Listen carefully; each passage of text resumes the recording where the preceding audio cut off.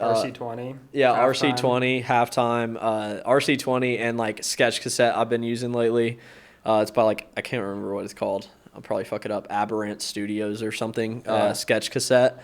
It's like a lo-fi. Is that the one with the plugin. picture? Yeah, of it's the... $20, and it's like the most fire. It has that dropout effect that like emulates like tape dropouts. Like it has all the different tape modes. The flutter sounds great on it, like that. Dude, like, I need to get wobbly that shit because sound. I make lo-fi. You would love it. I mean, RC20 can do all that stuff, but it's more expensive. Like I have RC20 too. yeah, that one's just as good. I use vinyl a lot. I feel like I should use more RC20. I've been using RC20 vinyl. lately. I think vinyl's awesome. It's just like it's kind of like a one-trick pony. There's only kind of a couple sounds that you can get out of it that I really like, but like the 20 sound or something. Yeah, but like with like sketch cassette for example, it's not a lot of controls, but dude, you can get a lot of sounds out of it, man. It sounds really I think good. the plugin companies are making a mistake that goes super overcomplicated. I think like part of what human software development is making it easy for the end user, super but easy still stuff. having flexibility to like go off in different directions. Another one, halftime. I mean, if you have FL, obviously Gross Beat, everybody uses that.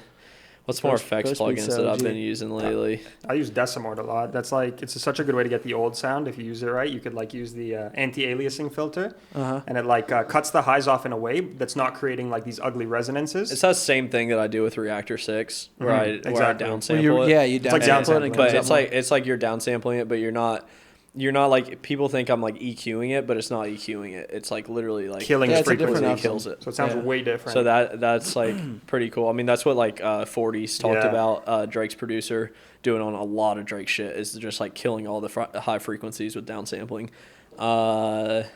Dude, what else? I gotta get a little quick tutorial on that one.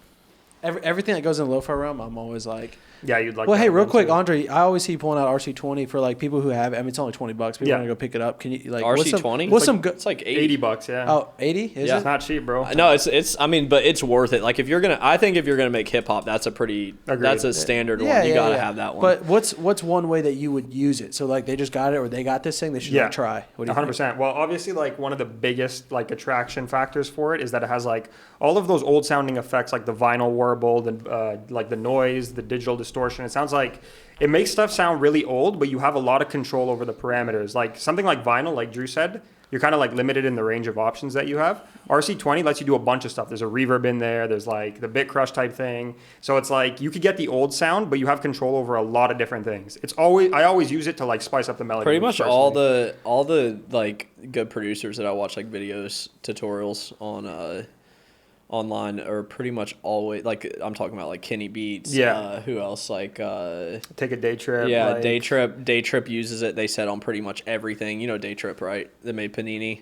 Yeah. And they made so many of Juice I watched WRLD their songs. Genius Deconstruct the other day. It was really cool. Yeah, so they're like really, really talented producers. So it's funny because they actually have this analog gear, like the shit that's supposed to give you that analog sound. When they pull into Logic, they pull up RC20 instantly. It's just so good, man. It's so funny. Even with the analog stuff, they're still adding this extra like analog feel to their stuff. So, I mean, that's probably like a really go-to one.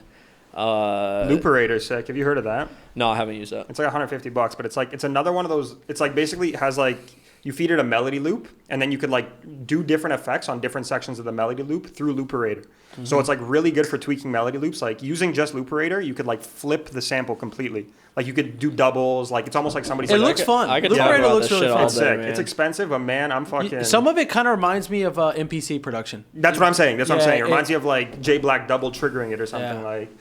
Dude, it's really good. I gotta pull up my MPC. Dude, I love playing around with the MPC. What's another plugin? I'm trying to think. Effects plugin. I mean, you could use any reverbs, any delays. Like wait, no, reverb. Let's talk about reverb because I think reverb is a thing that a lot of producers use. Some shitty ass, or they just doesn't. I mean, you can good. use the FL and Ableton stock ones if you get good at them. You should actually learn. How about some tips? Some tips specifically. What would the tip is like to experiment with the fucking parameters. You're not going to learn the reverbs like different reverbs work for different things too. It's like there's definitely like vocal specific reverbs that sound great on vocals, but then sound like. Maybe not as good on other stuff. I mean, usually vocal reverbs sound pretty good on a lot of stuff. Yeah. But like, there's like reverbs that you might use like on like some acoustic drums that you would never use on vocals. They're like small like room reverbs or something like that. But I mean, really just learning the plugins is the biggest thing. But if you want to like up your reverb, The one I've been using lately a lot is FabFilter Pro R, because that one is just like so clean sounding. Gives you a lot of control too. Yeah, it has a lot of control. You can like, you'll just have to look at the overview. I could go on about it probably for a while, but the 101, I'm excited about Valhalla the 101. reverbs too are really good. Definitely. Yeah, I'm excited about the 101 tips because essentially it's 101 what, tips, it's what yeah. we're kind of talking about right now in the podcast. But Yeah, we're doing 101 of them in a row. We're doing a 101 beat tips PDF coming out. Will that be, when is that coming out? Is that next It'll week? be out by the time this podcast episode's okay, up. cool. Yeah, we're dropping that soon.